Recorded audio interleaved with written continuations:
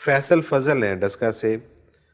حضرت جی میرا سوال یہ ہے کہ جو لوگ غیر قانونی طور پر دوسرے ملکوں میں جاتے ہیں کیا ان کی روزی حلال ہوتی ہے؟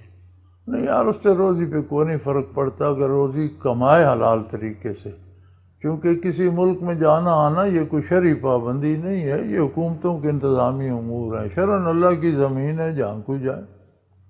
ٹھیک ہے، شرعی کوئی شرعی پابندی نہیں کہ تم ہے اس کہ ملک میں کہیں. رہو یا اس میں جاؤ یا اس میں جاؤ. صحیح تو ہے، حکومتوں کی ضرورتیں بھی ہیں ٹھیک ہے، بالکل صحیح بات ہے. کہ چور اچکے بھی گھس آتے ہیں یا غیر پسندیدہ لوگ بھی آئے تو پابندیاں شامل. تو یہ دنیاوی حکومتوں کے کام ہے، شریعت کی کوئی پابندی نہیں. کوئی کسی ملک میں جائے رہے، ذرائع اس کی آمدن کے جائز ہیں یا نہیں.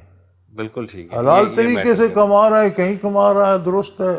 حرام طریقے سے جہاں گھر بیٹھ کے بھی لے رہا ہے تو حرام طریقے سے ناجائز ہے. ناجائز ہے. بالکل ٹھیک ہے.